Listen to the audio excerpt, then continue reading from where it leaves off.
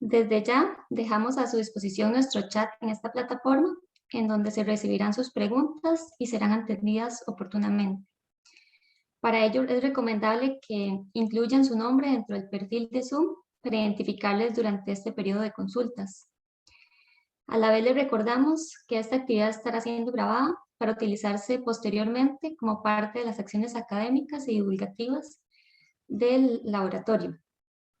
Asimismo, les recordamos que la presentación les será enviada en formato PDF a través del chat.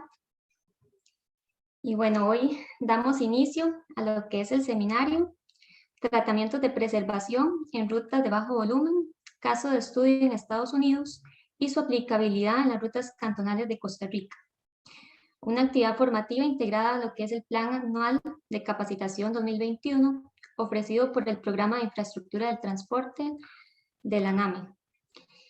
El objetivo de esta actividad es presentar lo que son resultados sobre tratamientos de preservación en rutas de bajo volumen utilizadas en Estados Unidos, identificar aquellos que puedan ser aplicables en rutas de bajo volumen en nuestro país y discutir posibles indicadores de desempeño y ciertos beneficios observados. Para dar inicio a esta actividad me es grato presentarles a nuestra facilitadora invitada, la ingeniera Adriana Vargas Norbert, ingeniera civil con doctorado de la Universidad de Auburn, Alabama, y quien se desempeña como profesora asistente de investigación en el Centro Nacional de Tecnologías del Asfalto. Sin más preámbulo, le cedo la palabra a la doctora Vargas, a quien le damos una cordial bienvenida. Muy bien, muy buenos días a todos. Espero que se encuentren muy bien.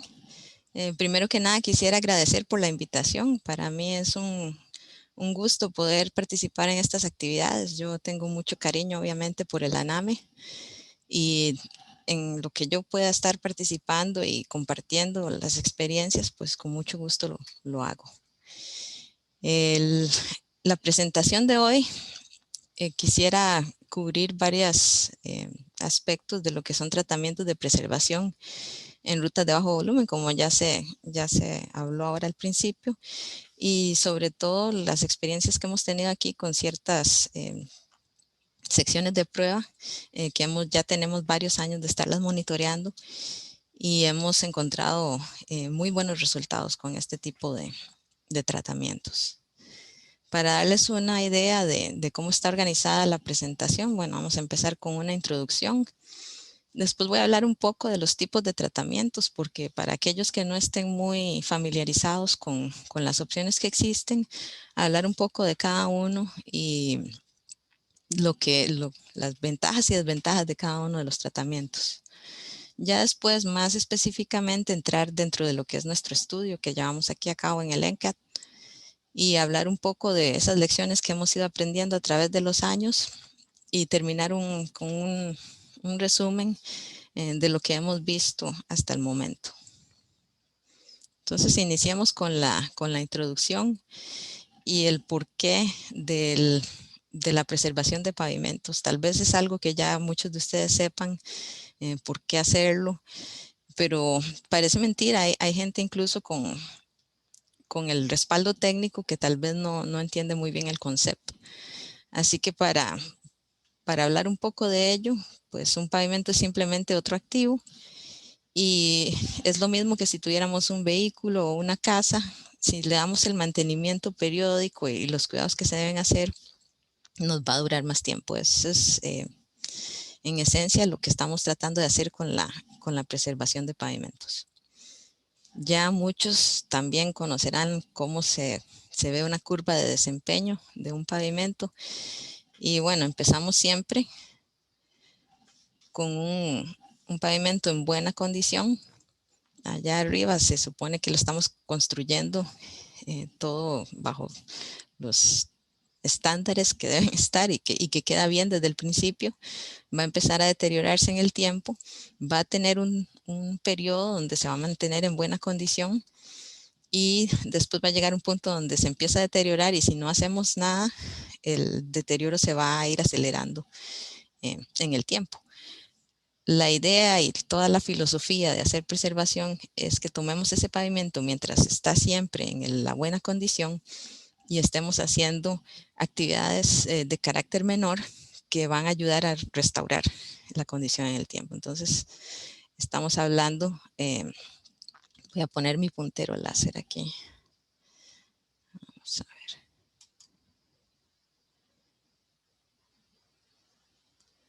ver. Creo que no lo tengo.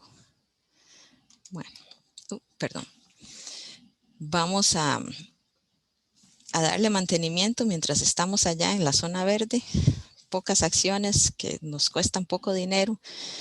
En lugar de esperar a que llegue a un punto donde igual vamos a tener que restaurar la condición, pero la inversión va a ser significativamente mucho mayor. Entonces estamos hablando de que un dólar que se gasta mientras está en buena condición, en darle mantenimiento y tener esas acciones menores, más adelante podría convertirse en 8 a 10 veces más si nada más esperamos a llegar a un punto donde tenemos que hacer rehabilitación mayor o reconstrucción incluso. Para definirlo, estamos hablando de que preservación de pavimentos, y a veces se combina el término mantenimiento y preservación dentro de lo mismo. Preservación incluye el mantenimiento, pero también otras acciones. Es trabajo que está planeado desde antemano y se toman diferentes conceptos para elegir cómo se va a llevar a cabo. Nos va a ayudar a mejorar o a mantener la condición del pavimento o de nuestra red en general. Y en general no es algo que añada capacidad estructural. Estamos hablando más de tratamientos de índole funcional. También hablamos de que la preservación de pavimentos es una práctica sostenible. Y bueno, las razones para eso es primero que nada porque es una práctica costo efectiva. Como decía anteriormente, son acciones que son de poco costo, pero que nos dan un gran retorno. Puede contribuir a ahorrar energía y a reducir emisiones de gases. Muchos de los tratamientos se usan con emulsiones en lugar de hacerlos en caliente, y eso nos va a dar un beneficio ambiental. Los costos del usuario también se ven reducidos porque se hacen mucho más rápido que cuando tenemos que hacer rehabilitaciones o reconstrucciones, y eso pues disminuye los tiempos de la zona de trabajo, etcétera.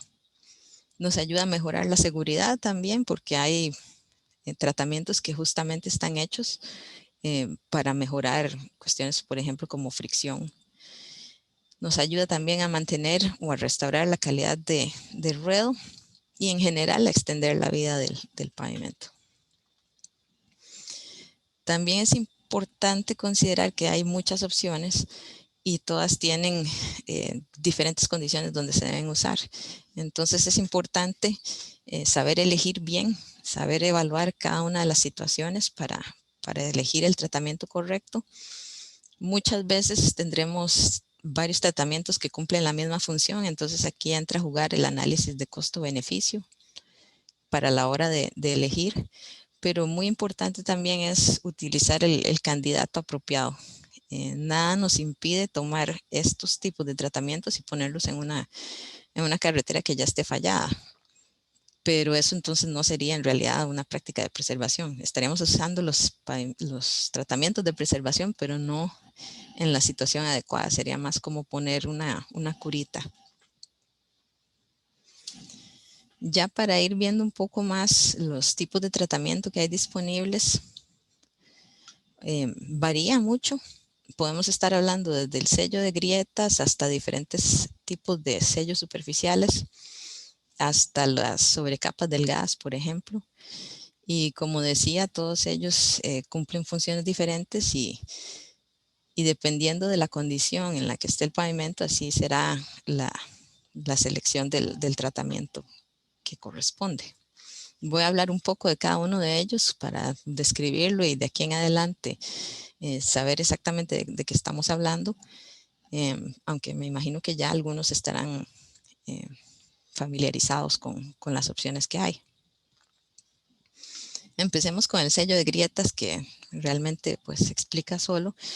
Aquí el propósito es utilizar un material que es altamente elástico y ponerlo en las grietas que estén existentes en el pavimento. Hay diferentes configuraciones o técnicas para aplicarlo. Puede ser que nada más se limpie y se prepare la superficie y se aplique el sellador. O puede ser que cortemos las grietas, creamos ahí un espacio y ahí aplicamos el sellador, como se ve en la foto de la derecha. Eso también como que depende mucho de la situación y cómo se quiera llevar a cabo el trabajo, pero son un par de las opciones que existen disponibles. Las grietas, estamos hablando de grietas que no estén relacionadas con falla estructural, generalmente longitudinales o transversales. Más bien en una de las fotos que vimos anteriormente ya se empezaba a ver una grieta con un patrón ahí de área casi que de fatiga. Ese no sería como un candidato ideal, pero bueno, era para dar el ejemplo. Lo que estamos viendo como desventajas sería que, bueno, al aplicarlo podríamos tener una pérdida de fricción, sobre todo si lo estamos sobreaplicando. Aunque si se sobreaplica, nuevamente volvemos al tema que ya no estaríamos haciendo preservación. Y estéticamente no es como el tratamiento más adecuado. A veces podríamos tener grietas que si estamos transitando en un vehículo a velocidades de carretera ni siquiera las veríamos, pero le ponemos el sello y ahí ya sí se nota. Entonces hay que tener también eso en cuenta. Y bueno, ¿cuánto es mucho? Si estamos viendo un asunto como lo que se ve ahí en esa foto, obviamente se dio una sobreaplicación y no era el candidato adecuado para hacer este tipo de trabajo. Yo diría que tal vez un 20% del área agrietada o menos, tal vez ya sería aceptable para este tipo de tratamiento. Otro de los tratamientos sería el sello de neblina o el fog seal, como se conoce en inglés. Aquí estamos hablando de una aplicación básicamente en spray de la emulsión, diferentes tipos de emulsión seleccionadas de acuerdo al material que existe. Puede ser una emulsión convencional o rejuvenecedora, pero prácticamente eso es todo lo que se requiere. Es muy sencillo de aplicar, nada más se requiere el camión ahí con las boquillas que pueda aplicar el material a la superficie. Hay que tener mucho cuidado que cubra toda la superficie adecuadamente, que se dé el traslape del fluido donde sale. Y la idea de aplicar este tipo de tratamiento más que nada es para cuando tenemos casos de oxidación, envejecimiento del pavimento. Si hay desprendimiento de agregados también nos ayuda a mantenerlos ahí en su lugar. Si tenemos micro grietas muy menores que estén todavía bastante cerradas, eso nos ayuda, pero en realidad no es un tratamiento necesariamente para grietas. Las desventajas, más que nada la pérdida inicial de fricción que se da, y esto es especialmente crítico si tenemos una carretera con alto volumen y alta velocidad, donde podría haber algún tipo de accidente. Hay que tener eso en cuenta, que si ya es propensa la zona, pues al aplicar un fog seal se podría dar todavía más el problema. Si estamos hablando de uno que tenga emulsión con rejuvenecedor, también hay que tener cuidado si se acaba recientemente de hacer algún bacheo o sello de grietas, porque el rejuvenecedor lo que hace es suavizar ese material. Y si el material ya estaba reciente y fresco, pues lo va a suavizar más y podría darse una zona ahí, un punto débil en el pavimento. Otra opción sería el tratamiento superficial, en inglés el chip seal. Aquí lo que se hace es tener primero la aplicación de la emulsión, como se hacía con el sello neblina. Puede ser también una aplicación en caliente con asfalto. Más comúnmente se da con emulsión. Entonces se aplica la emulsión, después viene otra maquinaria aplicando el agregado y inmediatamente compactadoras neumáticas que ayudan a que se asiente ese agregado dentro de la emulsión. Y finalmente hay una operación de barrido para que cualquier partícula que quedó suelta ya se pueda eliminar de la calle. Aquí lo que vamos a terminar es como se ve en ese recuadro con el agregado expuesto, y esa es, así es como se va a ver. Así que hay que también tener eso en cuenta para el público en general. A veces piensan que lo que se está haciendo es volver a crear una calle de lastre. No tiene la apariencia de un pavimento nuevo, y eso no necesariamente le gusta, sobre todo si es una zona residencial. Hay que tenerlo en cuenta. Hay gente que cubre el tratamiento superficial con un sello de neblina para que quede ya con una mejor apariencia, que tenga ese color negro que se asocia con un pavimento, y también para mantener los agregados en su lugar. Aquí estaríamos hablando de pavimentos que tienen cierto nivel de agrietamiento, pero nuevamente que están en buena condición, grietas no estructurales. También se puede ayudar para el desprendimiento, la oxidación, y nos ayuda también a mejorar la fricción del pavimento. Entre las cosas que hay que tener en cuenta que podrían ser tal vez desventajas es que pueden quedar partículas sueltas aún después del barrido. Esas partículas pueden llegar a un parabrisas de un vehículo, y ya ahí tenemos problemas y quejas del público. También por esa textura extra que tienen, van a ser más ruidosos. Si se ponen en una zona residencial, podría haber problemas que la gente se queje del ruido. Y además hay limitaciones climáticas a la hora de aplicar el tratamiento. Tiene que estar caliente, tiene que haber poca humedad, que no haya ninguna probabilidad de lluvia, poco viento, ese tipo de cosas. Entonces lo limita un poco en cuanto a las condiciones en las que se puede aplicar. Hay un tratamiento que tal vez algunos no estén muy familiarizados con él. Se llama el Scrub Seal. En español no estoy muy segura. En México lo llaman calafateo inducido, pero no sé si haya otro término. Lo dejé así nada más en inglés. Básicamente es el mismo proceso del tratamiento superficial, con la diferencia de que el camión que va aplicando la emulsión tiene esta carreta que ven ahí en la foto, con una serie de escobas que están ubicadas en ángulos estratégicos y que ayudan prácticamente a hacer un barrido de la emulsión y a que entre en grietas existentes y le dé mayor capacidad de sello de grietas con ese tipo de material. Viéndolo un poco más de cerca, ven ahí como las escobas van creando como una ola de emulsión y la van arrastrando, y esa emulsión, que además es un poco de mejor calidad que la que se usaría en un tratamiento superficial común y corriente, muchas veces es rejuvenecedora. Esa emulsión va entrando en cualquier grieta que haya existente en la superficie. Entonces es un buen tratamiento si se tiene cierto nivel de agrietamiento para poder ayudar a sellar esas grietas. Ya detrás de eso viene la otra máquina que va aplicando el agregado, y la operación continúa igual como se hace con un tratamiento superficial. Se da la compactación y el barrido, y de ahí en adelante es lo mismo. Entonces con este tipo de material, con este tipo de tratamiento, estamos tratando de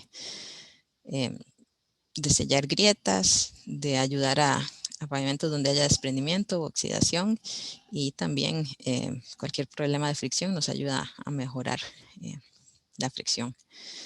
Igual tiene sus limitaciones climáticas y también un tiempo de curado un poco mayor. Así que estamos hablando igual de cierres de carril y de darle tiempo al tratamiento a que esté listo para recibir tráfico. Otro de los tratamientos sería el sello de lechada. Aquí estamos hablando de una combinación de agregado fino, de algún tipo de filler mineral, que por lo general es cemento, pero podría ser cal, por ejemplo, agua y emulsión, y a veces aditivos si es que se requiere. Eso se aplica con una maquinaria especial y con una tasa de aplicación bastante liviana, digámoslo así. Como pueden ver ahí, el espesor es prácticamente el espesor de las partículas de agregado, pero con eso se obtiene bastante beneficio en términos de sellar la superficie y de darle textura y otras ayudas al pavimento que existe. Entonces, si hay problemas de desprendimiento, nuevamente de oxidación, eso nos ayuda. Con fricción, como vieron ahí, tiene mucha textura, entonces puede ayudar a mejorar fricción. En general, ayuda a restaurar la apariencia del pavimento. Si ya, sobre todo, ya está envejecido, oxidado, pues le va a dar como un nuevo look. Entre las desventajas, pues esto es un tratamiento que requiere su equipo especial para poder hacer ese tipo de tratamiento. No es que cualquiera lo va a hacer. Y nuevamente igual tiene tiempo de curado antes de poder recibir tráfico. Entonces ahí hay que tener eso en cuenta. Los microaglomerados son muy similares a los sellos de lechada, pero sí tienen algunas diferencias.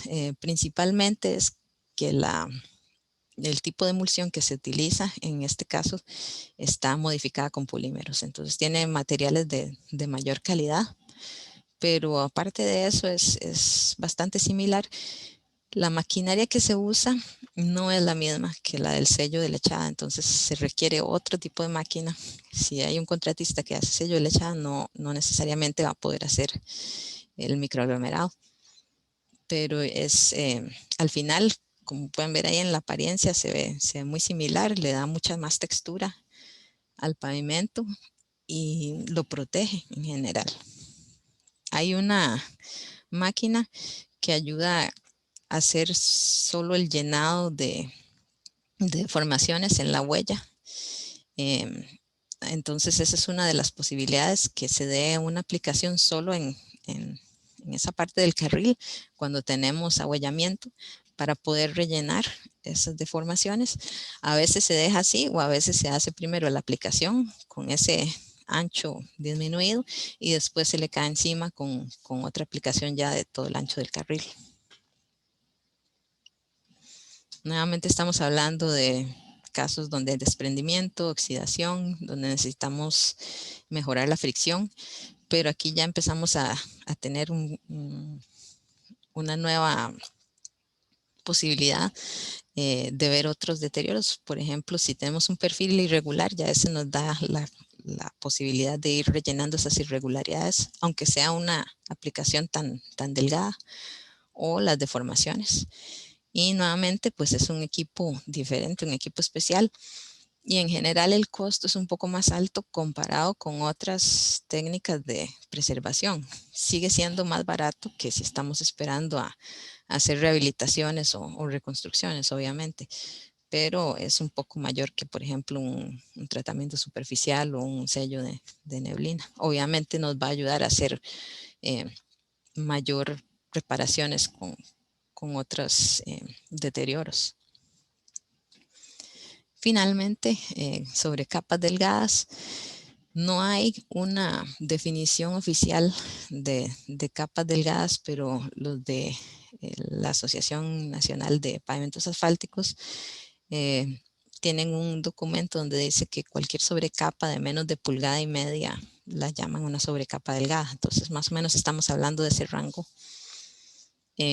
Se aplican nuevamente una aplicación bastante delgada. Puede hacerse con diferentes tipos de mezcla asfáltica.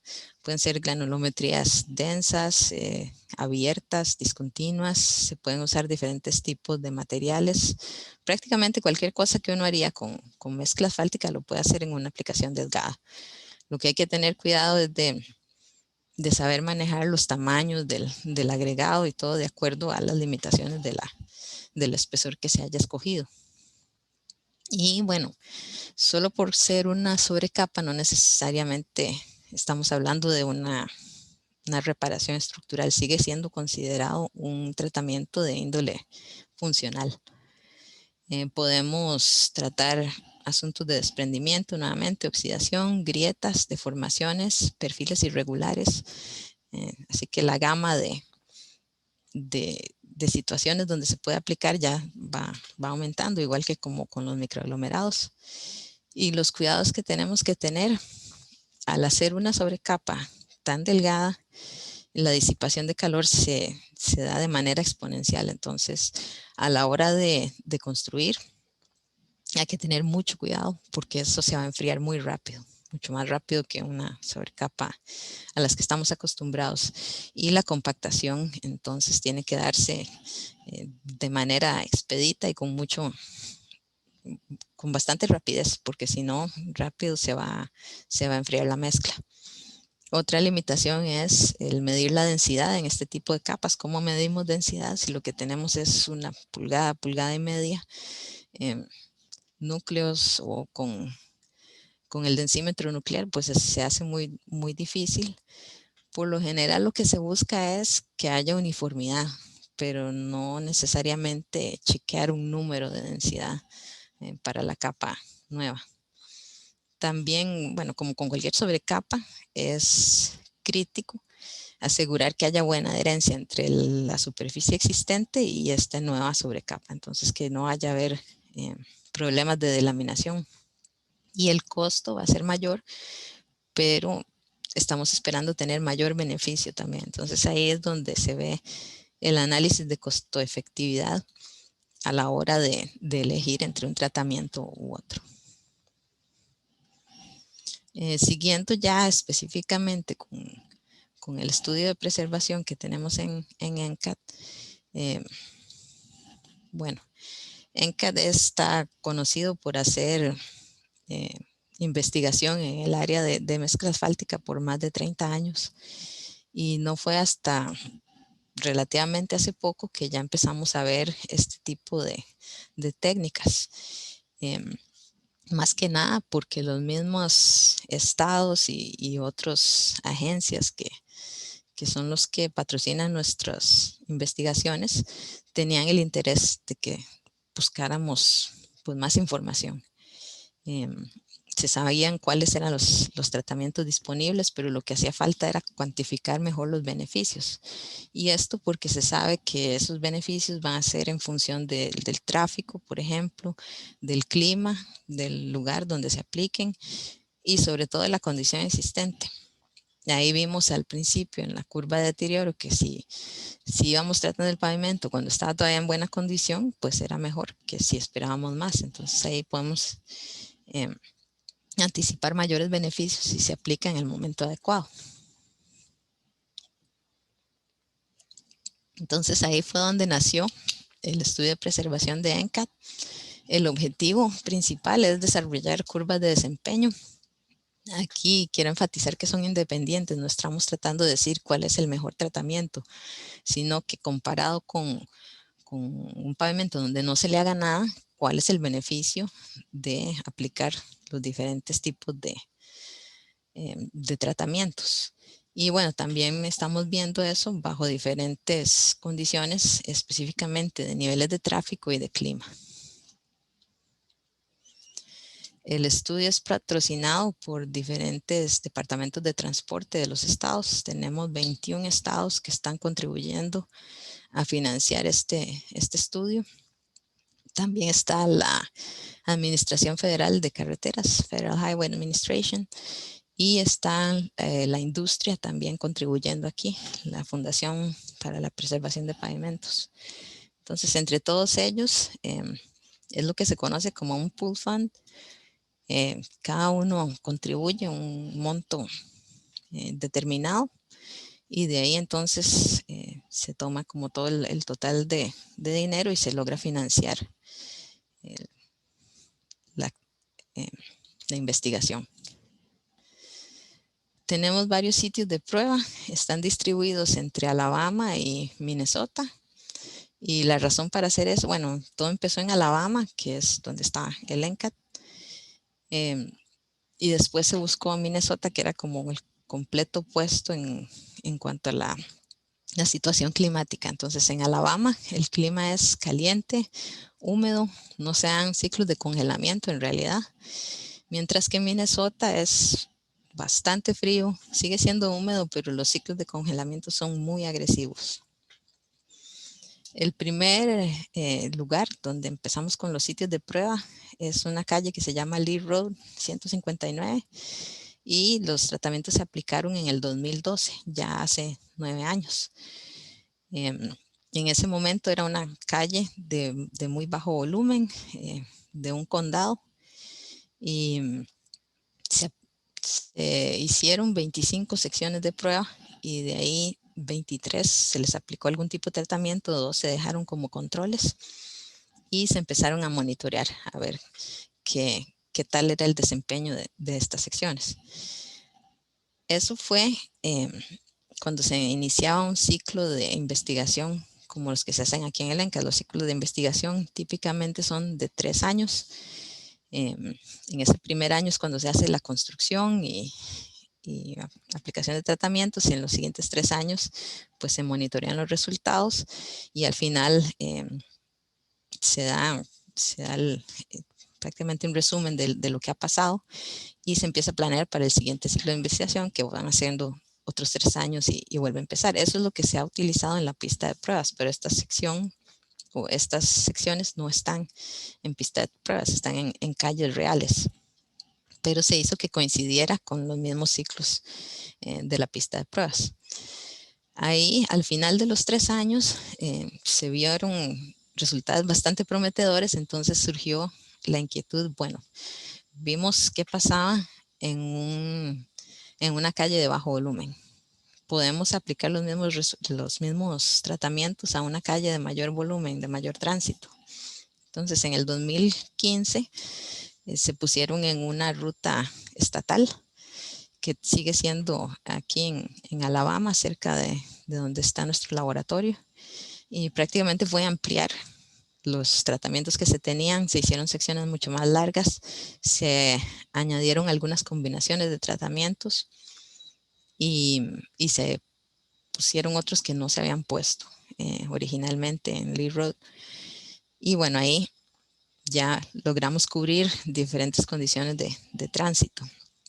También en ese mismo momento se hizo como una alianza estratégica entre NCAT y MnROAD, que es la agencia que hace investigación en el estado de Minnesota para el Departamento de Transportes, con la idea de poder tomar todos esos mismos tratamientos y llevarlos a construirlos en un clima que fuera completamente diferente a lo que tenemos aquí. Entonces, con eso, en el 2016 se hizo posible construir en 2 sitios que eran de bajo y alto volumen, pero en el clima frío. Y entonces desde ahí hemos estado monitoreando las diferentes condiciones que se pueden dar.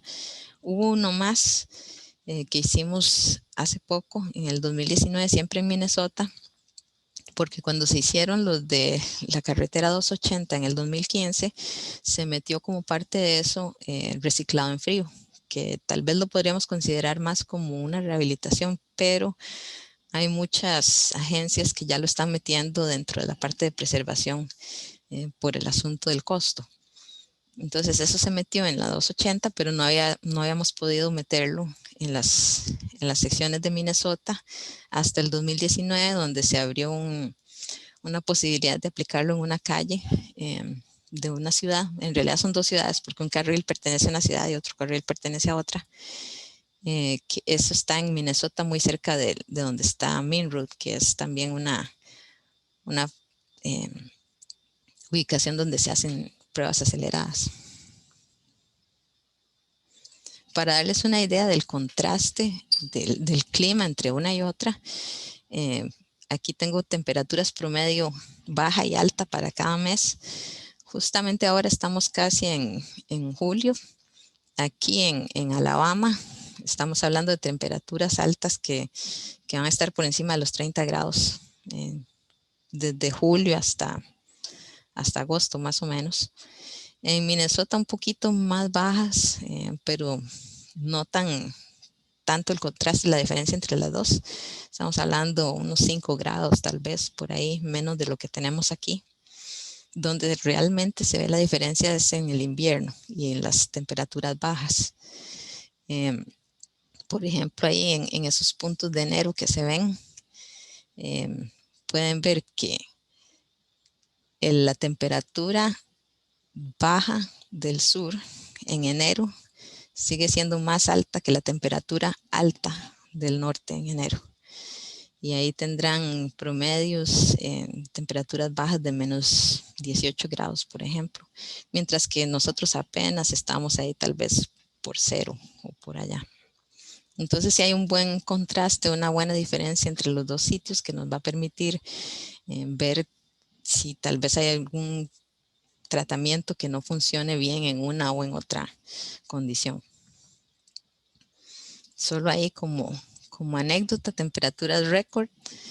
Para temperatura baja récord, aquí en el sur menos 21 grados, mientras que en el norte es menos 44. Entonces nuevamente ahí se ve mucho el contraste, mientras que las temperaturas altas más bien sí andan parecidas entre los dos.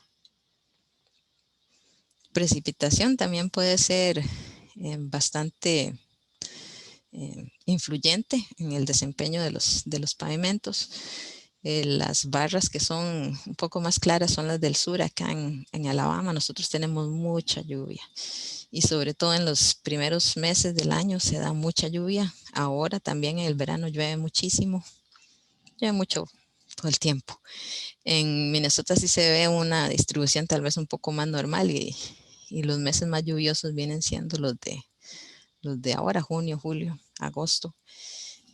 Y bueno, si hablamos de nieve, creo que la última vez que vi nieve por acá fue tal vez en el 2018 y lo que cayeron fueron un par de pulgadas. Estuvieron ahí como por 2 días y ya después se deshizo y se acabó. Claro que con 2 pulgadas que cayeron, eso fue una disrupción total aquí. Se cerraron todas las calles, se cerró la universidad, porque aquí en realidad no estamos acostumbrados a eso, ni hay cómo manejarlo o cómo limpiarlo de las calles, por ejemplo. Mientras que en el norte para ellos eso no es nada y tienen muchísima precipitación en términos de nieve.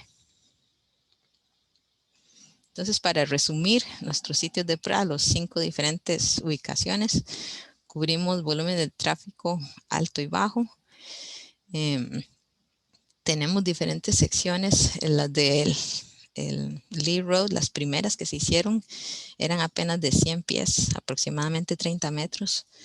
Ya en las siguientes que se fueron construyendo, se fue tratando de hacer 1/10 de milla, que viene siendo más o menos 160 metros. Las últimas del 2019 son un poquitito más cortas, 150 metros más o menos, para que pudiera ver todas en la sección que las estábamos tratando de ubicar. Y bueno, han estado en servicio las más viejas desde hace 9 años, otras ahí intermedias entre 6 y 5 años y las más recientes llevan 2 años de estar en sitio. Los pavimentos donde se aplicaron tenían diferentes espesores, entonces también podría afectar un poco el desempeño. Y tal vez como para enfatizar, si las sumamos todas, tenemos 145 secciones de pruebas, incluyendo las que son de control, que nada más las usamos como para comparación. Y tal vez como para poner eso en perspectiva, en la pista de pruebas que tenemos aquí en el NCAT, ahí hay 46 secciones. Entonces estos son como 3 y resto pistas de pruebas. Y con longitudes más grandes, porque la pista de pruebas son secciones de 60 metros. De aquí en adelante yo quisiera enfocarme solo en las secciones que están en Lee Road 159, porque sería lo que se parece más a las condiciones de Costa Rica, además de que son las que tienen más tiempo de estar en servicio. La otra que sería de bajo volumen son las de Casa 8 en Minnesota, pero ahí en realidad siento que no no va a representar o no va a ser tan aplicable a Costa Rica. Para ellos el mayor problema que ven son las grietas transversales que se dan por las diferencias en temperatura, y son cosas que no vemos aquí en Alabama y mucho menos se van a ver en Costa Rica. Entonces creo que es más similar si nos enfocamos en esta de aquí en adelante y ver lo que hemos ido aprendiendo, los resultados que hemos ido obteniendo, y pensar tal vez cómo eso podría aplicarse también a Costa Rica. Entonces, viendo esta calle, es de bajo volumen, como decía anteriormente. Si lo ven aquí, hay una planta de asfalto y un quebrador en la parte norte. Es una calle sin salida, entonces lo único que da es acceso a la planta de asfalto y el quebrador, y tiene por lo tanto un porcentaje muy alto de camiones, aunque el volumen de tráfico sea bajo. Hay algunas casas ahí a los lados, pero no muchas. El pavimento, en el momento en que se aplicaron los tratamientos, tenía 14 años de la última vez que se le hizo, que se le hiciera algo, que fue en ese momento una sobrecapa, y tenía aproximadamente 5,5 pulgadas de espesor. La condición variaba, sobre todo entre un carril y el otro, y ya lo vamos a ver en un momento. Y bueno, tenemos un acuerdo con la planta de asfaltos. Ellos nos brindan datos de los camiones, la carga que llevan, cuántos entran, cuántos salen, y con eso podemos calcular los ejes equivalentes para esta sección de la calle. Entonces sí tenemos datos muy detallados de tráfico, y podemos ver eso también como desempeño en función de ejes aplicados. Esta es la entrada al proyecto. Aquí al final estaría la planta de asfalto. La particularidad aquí es que sí tenemos el volumen de camiones, prácticamente todo lo que entra es lo mismo que sale, pero los camiones que van entrando van vacíos y los que salen completamente llenos. Entonces, aunque sea el mismo volumen, varían las cargas, y eso tiene un impacto en los ejes equivalentes que van a recibir cada uno de los carriles. Los tratamientos están aplicados en ambos carriles. Con los datos que hemos tenido proporcionados de los camiones, estimamos que ahora, después de 9 años, se han acumulado en el carril que entra aproximadamente 100,000 ejes equivalentes, y en el carril que sale, porque los camiones están completamente cargados, prácticamente 14 veces más, 1.4 millones de ejes equivalentes. Eso lo que ha hecho es que obviamente se deteriore más el carril que va de salida, pero también ese carril estaba más deteriorado desde el principio. Los indicadores que usamos para medir el desempeño y que monitoreamos constantemente, pues vemos lo que son grietas, lo que es rugosidad a través del IRI, deformación, específicamente ahuellamiento. Se mide también macrotextura con láser. Se hacen pruebas de deflectometría, se mide fricción. En algunas de las secciones hacemos pruebas de permeabilidad donde hay sobrecapas con granulometría abierta para ver la efectividad del tratamiento. Y en LEROD también podemos medir la humedad del suelo. Se dejaron unos tubos que van hasta la subrasante, y lo que se hizo fue ponerles una tapa, y vamos cada trimestre se lleva el equipo para medir ahí la humedad del suelo. De esos indicadores, lo que fue más difícil en este estudio era ver cómo medíamos el desempeño, porque al tener tantos estados participando, pues cada estado tiene su forma de medir la condición del pavimento. No podíamos simplemente tomar un índice y usar ese porque todos usan uno diferente y por lo general el que ellos mismos hayan inventado. Pero todas las agencias están obligadas a reportarse con la Administración Federal de Carretera usando estos 3 indicadores que se muestran aquí. El porcentaje de grietas, la deformación y el IRI para los pavimentos asfálticos. Y esos están divididos en categorías buenas, regulares o pobres, dependiendo del valor. Entonces, por ejemplo, para grietas, menos de 5% de grietas se considera bueno, entre 5 y 20% es regular, más de 20% ya sería un pavimento en condición pobre.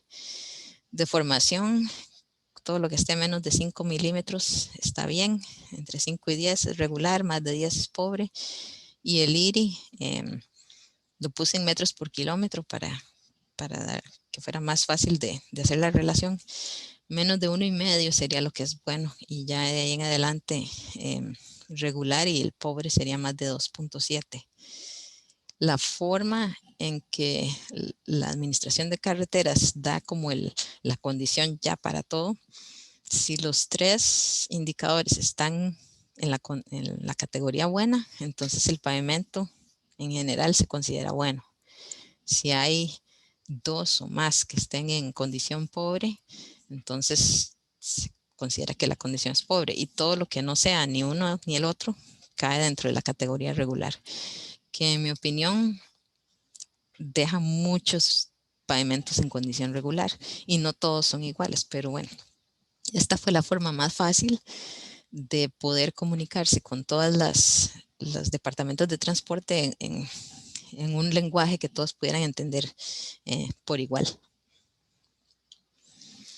¿Cómo estamos en este momento?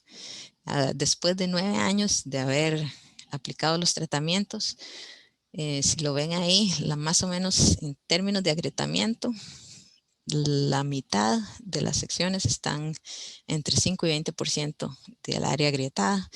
Hay una buena porción que ya sobrepasó el 20% de agrietamiento, 44% de las secciones. Y queda 4%, que creo que es una sección donde todavía el agrietamiento es menos de 5%. En términos de deformación, hay una porción pequeña que está por encima de los 5 milímetros, apenas sobrepasando. Todas las que cayeron en categoría regular apenas están como en un poco más de 5 o 6 milímetros, más cerca del límite de los 5 que de los 10. En realidad no era un problema desde el principio y se ha mantenido de esa forma.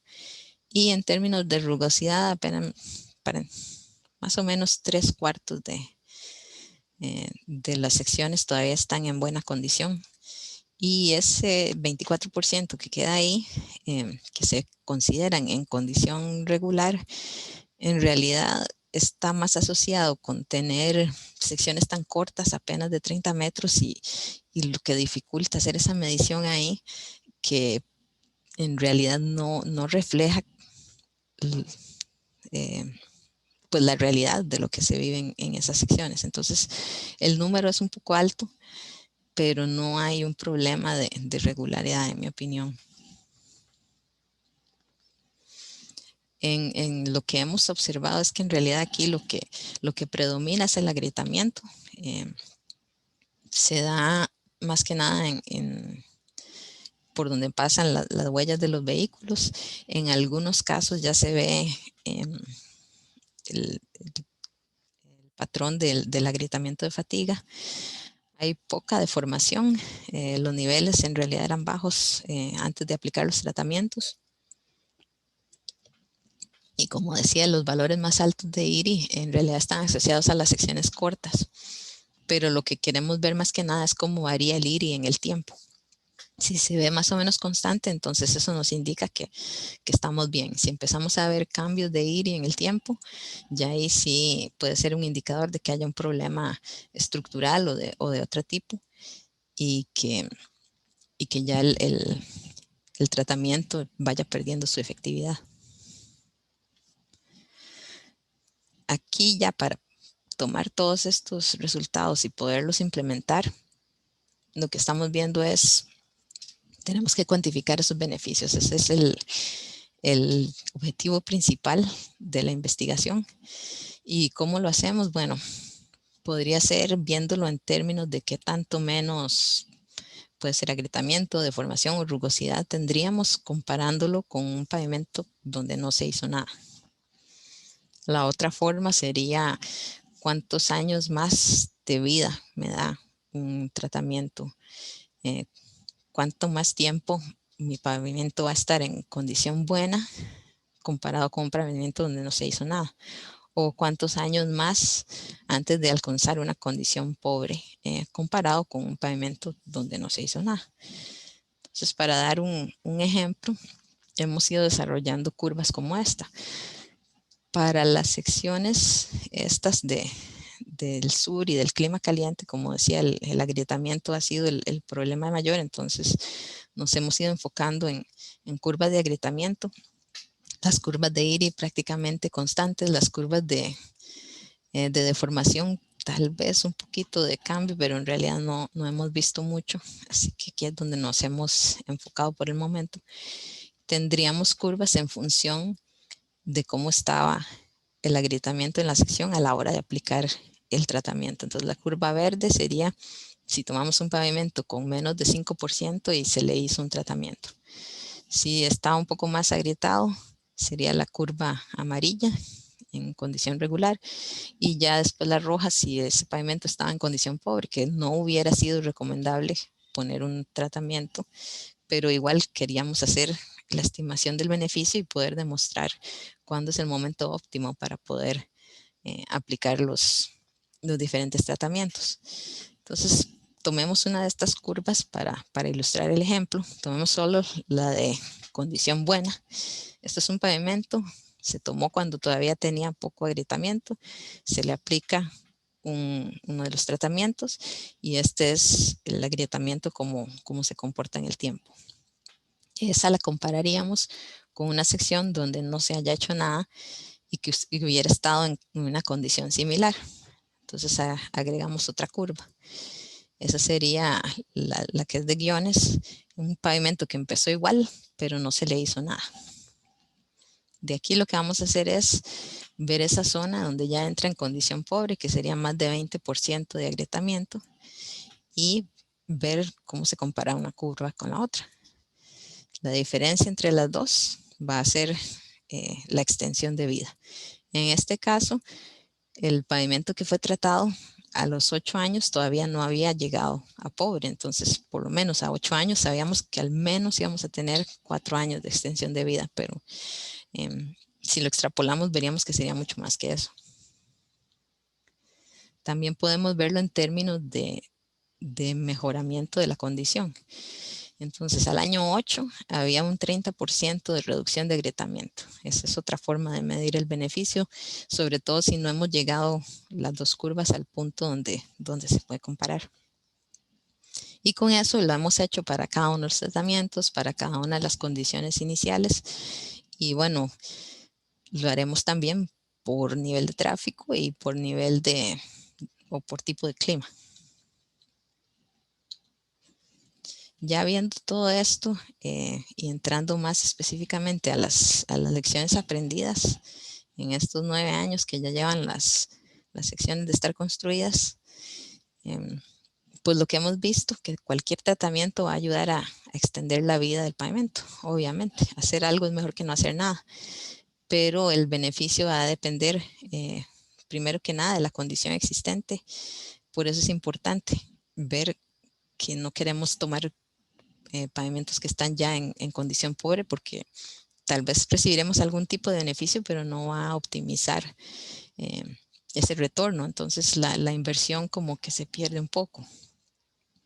Hemos hecho algunas combinaciones de tratamiento y eso nos ha ayudado mucho a aumentar el beneficio.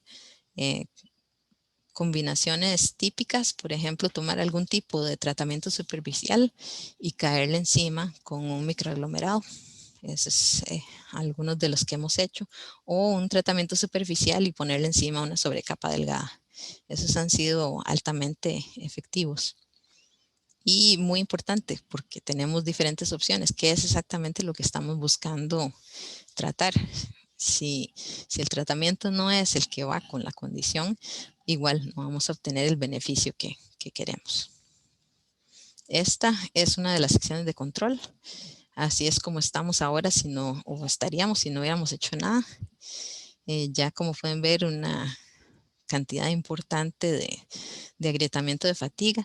La diferencia que decía sobre las dos carriles, el carril que ven en la izquierda es el carril que entra con los camiones vacíos, entonces hay un poco de agrietamiento, pero no jamás al mismo nivel de lo que vemos en el otro carril, donde ya el camión va completamente cargado. Ya aquí, pues pasado lo que sería recomendable para hacer cualquier tipo de preservación, y ya estamos hablando más de rehabilitación. Yendo tal vez por los diferentes tipos de tratamientos que hemos puesto y que hemos visto con cada uno de ellos, el sello de grietas tal vez es lo más simple que se puede hacer. Muchos de las agencias aquí tienen sus propias cuadrillas que lo hacen, no tienen que contratar a nadie, sino que lo hacen ellos mismos. Es fácil, es costo efectivo porque en realidad es bastante barato y se puede hacer solo o se puede combinar con otros, y de ahí vamos a obtener todavía mayor beneficio. Aquí en esta ubicación tenemos diferentes secciones donde podemos comparar directamente cuando hubo sello de grietas o cuando no. Entonces, empezando de izquierda a derecha, tenemos arriba la misma sección de control que les mostré, y abajo de ella está donde se hizo solamente sello de grietas. Entonces ahí vemos, hay mucho menos agrietamiento de lo que habría si no se hubiera hecho nada. Sí se han desarrollado grietas nuevas, pero no tantas como en la sección sin tratar. Y pues eso deja en evidencia que si sellamos la grieta, eso va a ayudar a que se deterioren menos las grietas existentes, a que se propaguen a menor velocidad, y algo nos va a ayudar a mantener esa condición. Las fotos que están en el centro es un tratamiento superficial. El de arriba solo se aplicó el tratamiento superficial, una capa, y en la foto de abajo primero se sellaron las grietas y después se aplicó el tratamiento superficial. Volvemos a ver lo mismo. Hay una cantidad de grietas, pero mucho menos cuando se hizo el sellado de antemano. Y lo mismo pasó con los microaglomerados que están en la derecha. En la foto de arriba es una capa nada más de microaglomerado, y la foto de abajo primero se hizo sellado de grietas y después se aplicó el microaglomerado, y se obtuvo mucho mejores resultados en retardar ese reflejo de grietas que existían. Entonces, definitivamente concluimos que hay un beneficio en sellar grietas, ya sea solo el sello de grietas o en combinación con otro tratamiento. Si nos vamos a tratamientos superficiales, los hemos hecho en 1, 2 o 3 capas. También hemos usado una tecnología con membrana de fibra de vidrio, que ya les voy a mostrar en un segundo. Y el Scrub Seal también, esas escobas que les mostré al principio, definitivamente ayudan a empujar la emulsión en las grietas, a proveer un mejor sello de la superficie. El que tiene fibra, pues no sé qué tan aplicable sería en Costa Rica, porque si es una tecnología patentada, se necesita una maquinaria especial que lo aplique, pero si se diera la oportunidad de tenerlo allá, podría ser un tratamiento efectivo. Lo que la máquina hace es aplicar primero una capa de emulsión, aplica una capa de fibras de vidrio que están ahí cortadas a una longitud predeterminada, y otra capa de emulsión. Entonces queda como un sándwich de las fibras entre 2 capas de emulsión. Todo se hace en una sola pasada, y al final va a quedar como se ve en la foto de la derecha. Ya una vez que eso está aplicado, se continúa el proceso del tratamiento superficial. Se le cae encima con el agregado, se se compacta, se barre, todo como si hubiera hecho con uno convencional. Lo que hemos visto en general con los tratamientos superficiales, entonces nuevamente, es que ayudan a retardar aparición de grietas. Es una aplicación, la llamaría liviana, porque lo que estamos aplicando en cantidad de material son tal vez como unas 20 libras por yarda cuadrada. Justamente nada más el espesor del agregado. Así que no se esperaría que tuvieran ningún efecto importante ni en deformación ni en el iris. Es más que nada para sello de grietas o para asunto de mejorar fricción, porque vamos a tener mayor textura. Como decía al principio, pueden ser más ruidosos, entonces hay que tener eso en cuenta. Y lo hemos medido, son mucho más ruidosos que los otros tratamientos. Un ejemplo entonces nuevamente para recordarles, vamos con las fotos de izquierda a derecha, sin hacer nada, con una capa de tratamiento superficial, con una capa además del sello de grietas. Entonces ya estas las habíamos visto, pero nuevamente quería ver cómo la condición se ve mejor entre más cosas hacemos. Y para los otros, el scrub seal, el tratamiento superficial con membrana de fibra, la doble capa y la triple capa, todos esos 4 se ven muy, muy similares y en realidad con muy poco agrietamiento. A este punto, como lo ven ahí, han sido bastante efectivos en retardar esa aparición de grietas. Y vamos a ver.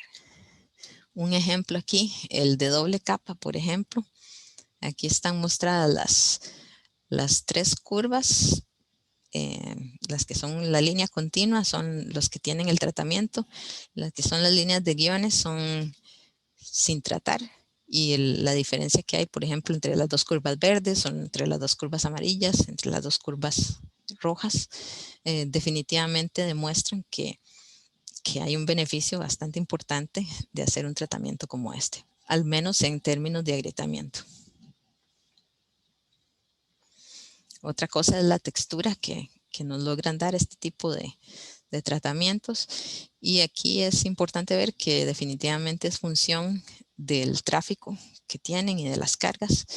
En el carril de entrada a la planta, el que va con los camiones vacíos, todavía conserva más textura que en el otro donde van los camiones cargados. La línea roja que ven ahí de guiones era la macrotextura inicial antes de aplicar los tratamientos. Entonces el carril donde todo iba cargado ya llegó a un punto en que regresó a la misma textura que tenía antes de aplicar el tratamiento. En el otro carril todavía está un poco por encima de lo que tenía desde el principio. Entonces, también este tipo de datos podrían darnos una idea de cuánto duró solo el tratamiento en sí. Si ya perdimos la textura, todo se pulió, entonces ya el tratamiento, tal vez si lo aplicamos con la idea de ganar fricción, ya dejó pues su efectividad. En cuanto a los microaglomerados, también tuvimos una capa, 2 capas. Usamos capas sencillas, ya sea solo el microaglomerado o con el sello de grietas, que en realidad no eran tan efectivos cuando estábamos viendo el asunto del agrietamiento. Aunque microaglomerados no son necesariamente un tratamiento para agrietamiento. Entonces también hay que tener eso en cuenta si vamos a evaluarlo. Aún así, con capas dobles el desempeño se mejoró significativamente. Y si lo que estamos buscando es corregir deformaciones o irregularidades, son altamente efectivos. Aquí vemos la diferencia entre ir de una capa a 2 capas. Parece mentira porque el espesor es realmente delgado, es apenas el espesor del agregado que es bastante fino. Y ir de una capa a 2 fue realmente efectivo en retardar esa aparición o ese reflejo de grietas. nuevamente un ejemplo de las curvas, ahora para el microaglomerado de doble capa. En este caso lo que hemos visto es que no importaba mucho si lo aplicamos cuando estaba en buena o regular condición. Las dos curvas van ahí muy pegadas una de la otra, pero puede ser que de aquí en adelante ya se vayan despegando. Por eso es importante mantener ese monitoreo a largo plazo. Aún en las ocasiones en que se aplicó en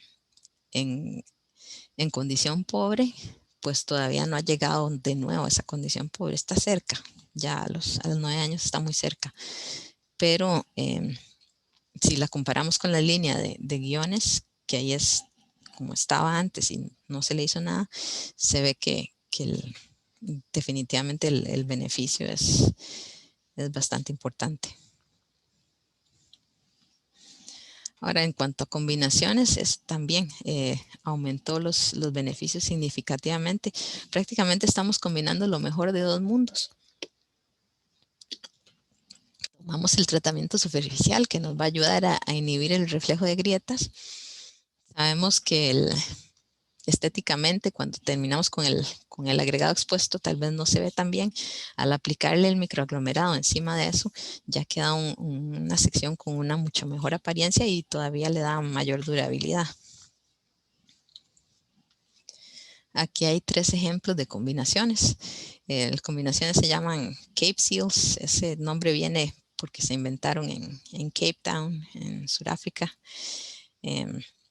El que llamamos el Cape Seal es nada más un tratamiento superficial sencillo, digámoslo así, con un microaglomerado encima.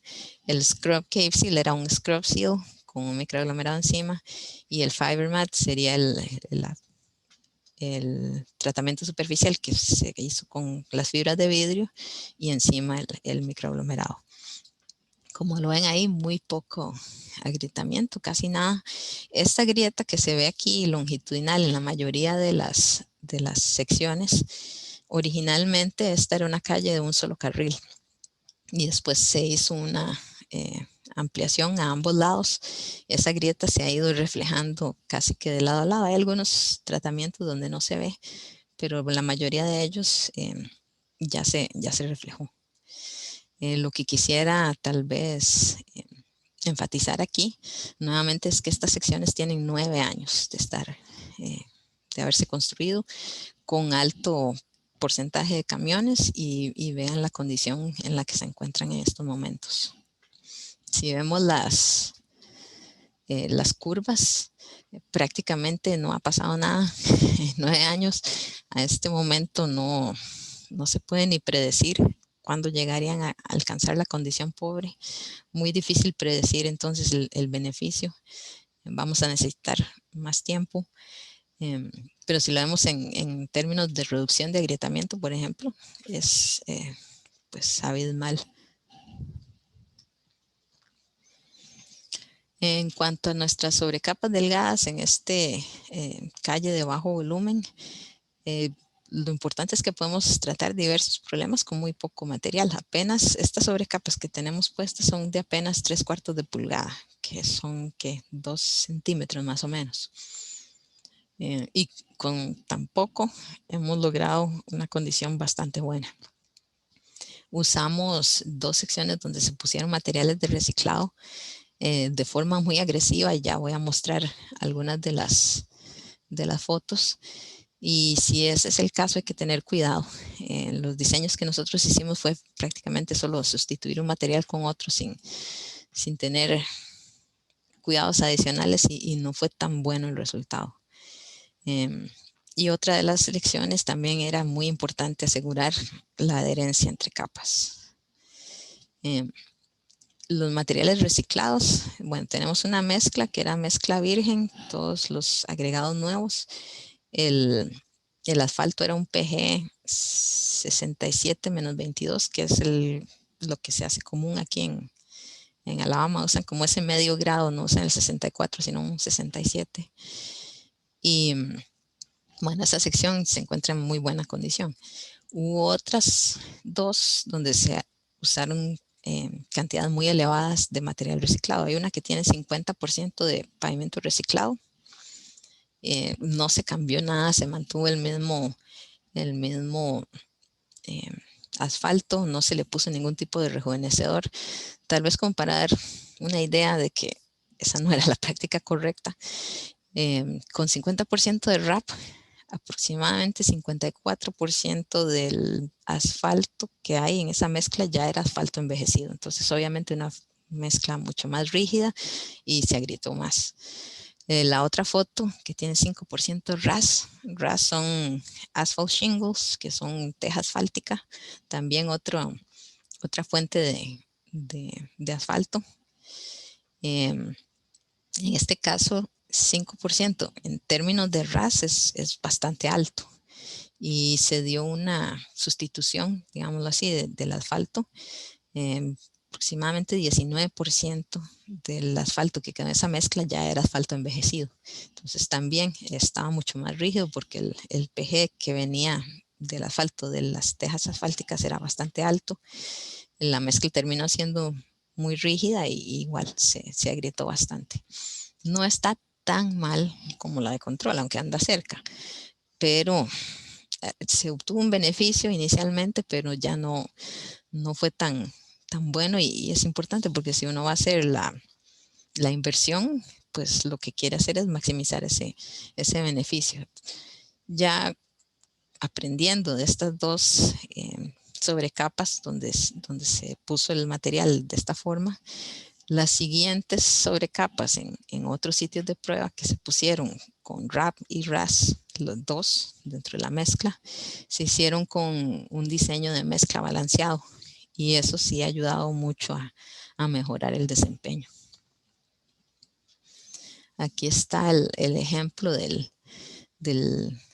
la sobrecapa delgada con PG 67-22 y como pueden ver ahí también, nuevamente un beneficio comparado con las secciones que estaban sin tratar.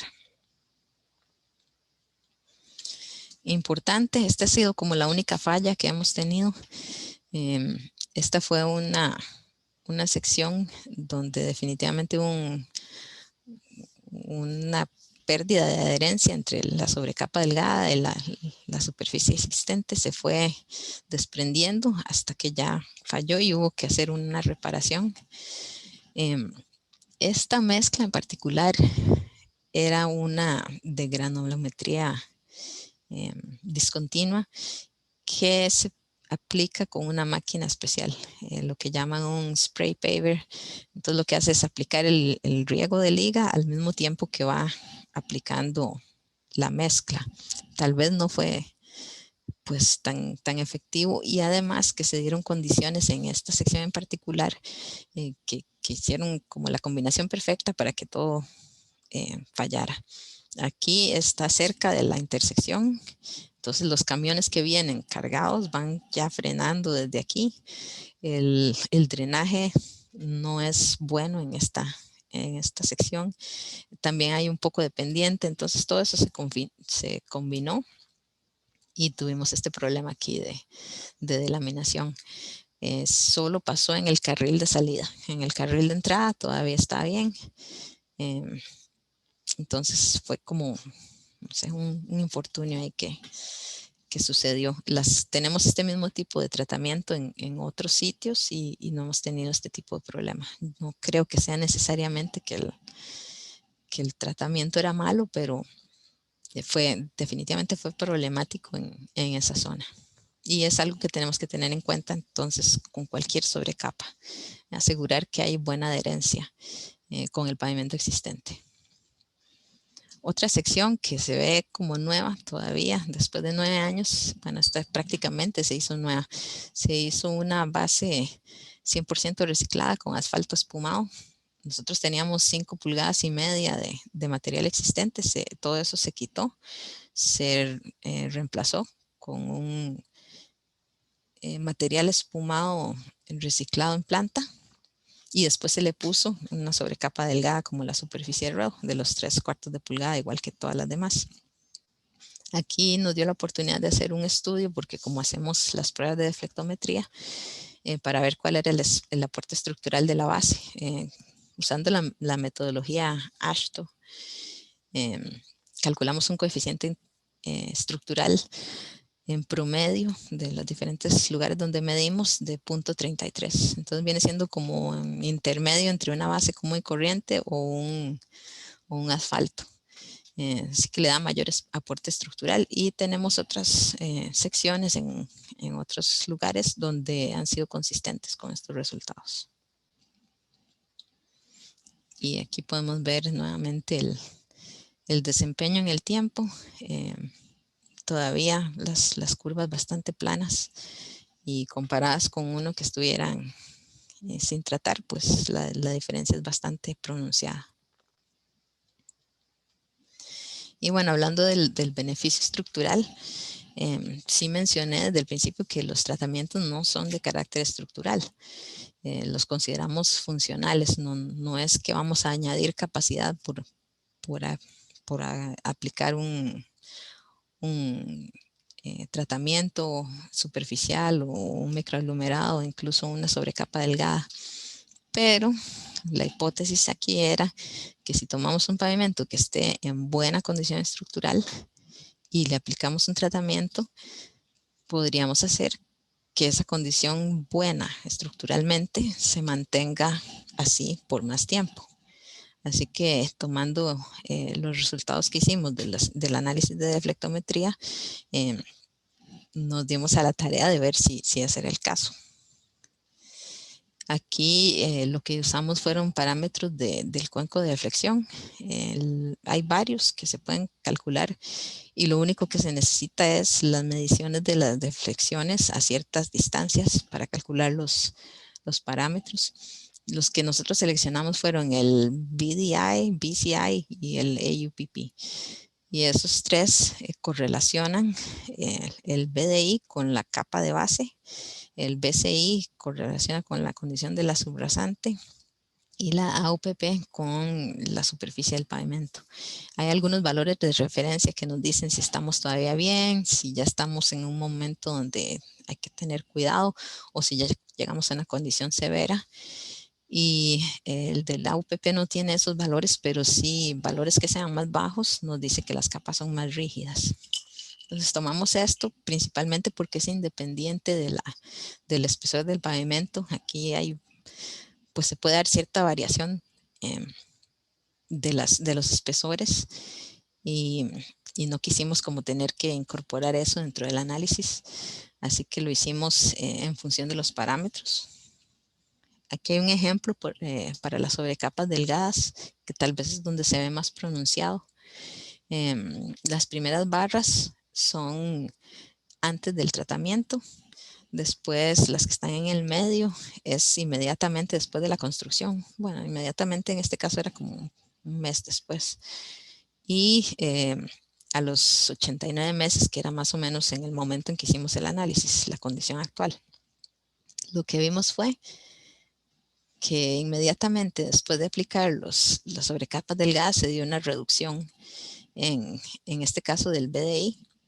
Eso nos indica que la condición mejoró un poco, aunque no era lo que tratamos de decir que sea el objetivo principal de estos tipos de tratamientos, pero sí se dio una mejora inmediata, lo cual no pasó con la sección donde no se hizo nada, porque obviamente no pasó nada y simplemente siguió deteriorándose en el tiempo. Y en este momento, bueno, en la situación actual, los valores de control son en su mayoría más altos que cualquiera, no, en realidad es más alto que cualquiera de las secciones donde hubo un tratamiento. Lo mismo con el BCI, se dio la aplicación de las diferentes sobrecapas. En este caso teníamos, bueno, ya había mencionado que teníamos una con material virgen y PG 67-22. Hay otra con material virgen, pero con asfalto modificado con polímero, con un grado de PG 76-22. La ultracapa delgada, que era esa de la granometría discontinua, las de RAP y RAS, y el JAIMA son altamente modificadas con polímero. Tienen aproximadamente un 7,5% de SBS. Con todas ellas, nuevamente, volvimos a ver una reducción inmediatamente después de aplicar. Y en el momento actual, todas se mantienen con valores bajos, más bajos que la de control. Entonces sí estamos viendo como que después de un tiempo más o menos extendido, o sea, se ha logrado mantener mejor condición estructural que cuando no se hace nada. Y bueno, el último parámetro era el de la AUPP, más o menos para ver la condición de la superficie. Aquí no ha habido variaciones importantes en realidad. Se ven algunas diferencias entre barras, pero la mayoría no son significativas. Tal vez es importante nada más ver cómo están en referencia con la de control. Y entonces sí han mantenido su rigidez y de momento pues todas ahí en buena condición. Hicimos una proyección usando un análisis de tiempo, de series de tiempo. Se tomaron 48 meses de datos y se usó eso para entrenar el modelo, y de ahí en adelante se hace la proyección. La que es la curva roja es la de control, que como pueden ver va aumentando en el tiempo mucho más pronunciadamente que las demás. La única que tenía algún tipo de tratamiento y que sí está por encima de la de control era esa donde se mostró la falla anteriormente. Y casualmente aquí con esto pudimos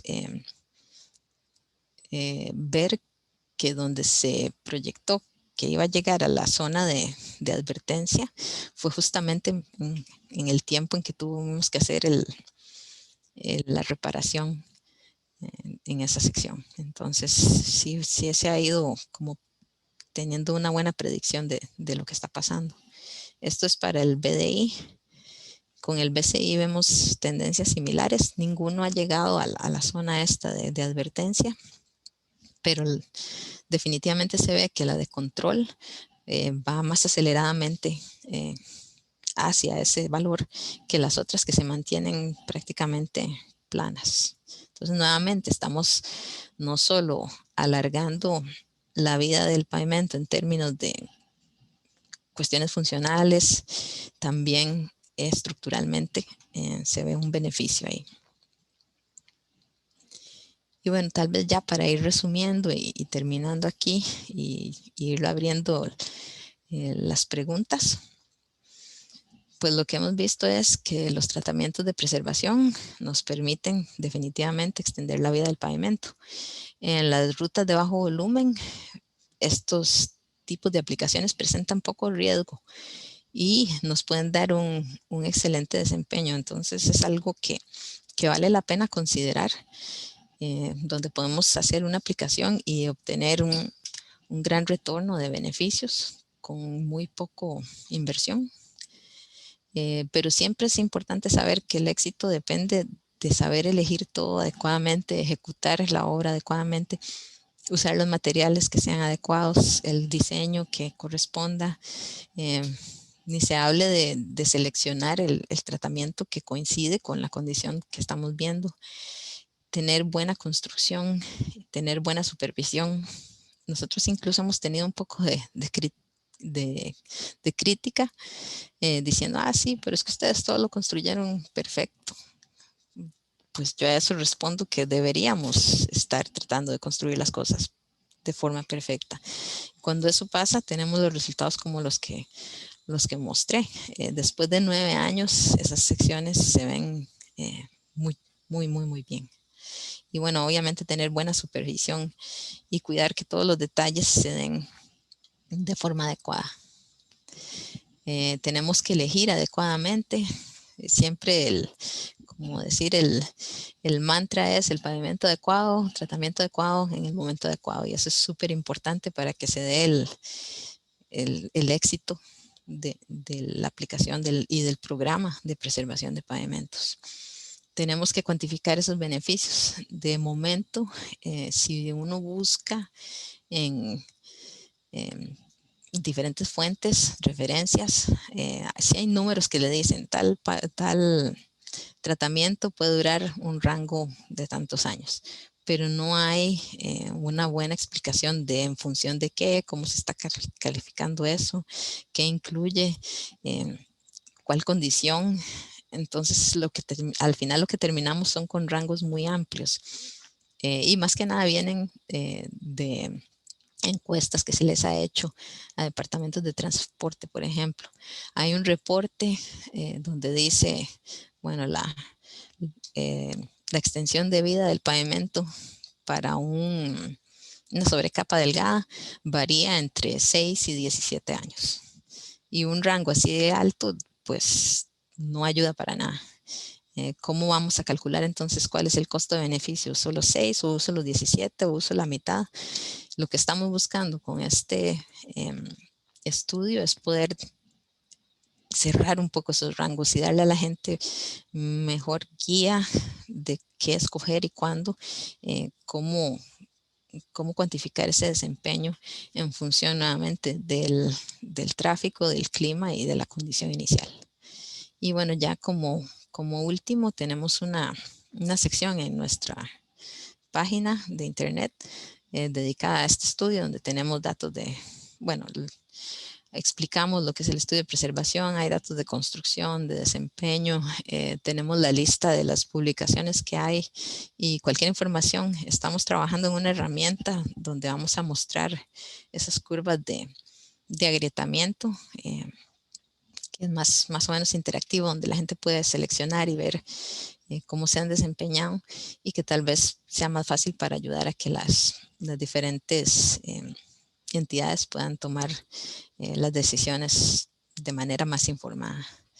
Entonces ya con esto sí quisiera agradecerles por haber escuchado y dejarlo aquí abierto a preguntas si es que hay alguna. Muchas gracias, Adriana, por esta excelente presentación. Vamos a proceder a algunas consultas. Por acá, Roberto Johnson nos dice qué experiencia han tenido en la preservación en carreteras de montaña con pendientes fuertes.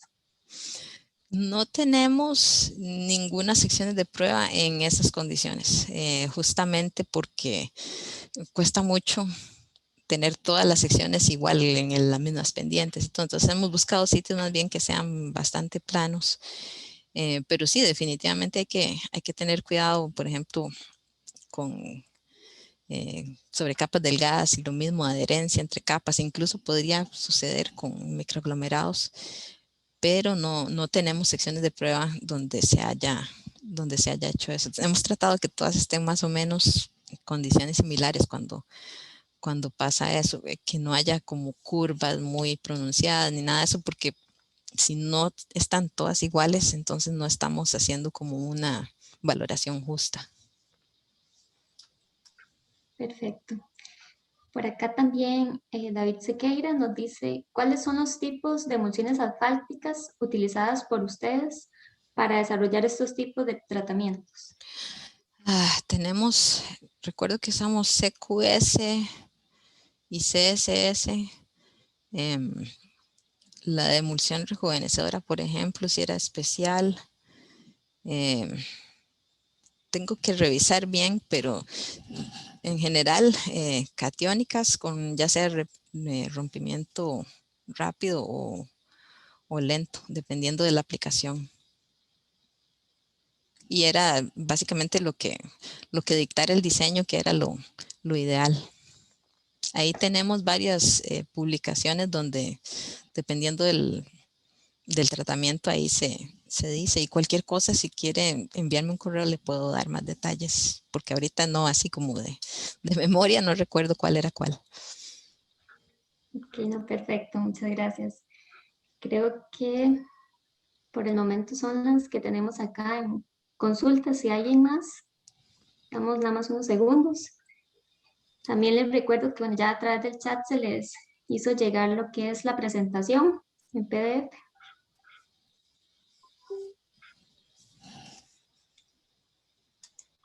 Sí, creo que por ahí estaríamos, nadie más. Parece que todo está muy claro. Y nuevamente agradecemos a Adriana por toda esta información brindada. Y bueno, al finalizar esta actividad, realmente les agradecemos la atención brindada. Les instamos a mantenerse informados sobre próximas actividades formativas que se estarán divulgando a través de las diferentes redes sociales de la NAMI de la Universidad de Costa Rica. Con esto, bueno, que tengan un buen día a todos. Muchas Muchas gracias. gracias.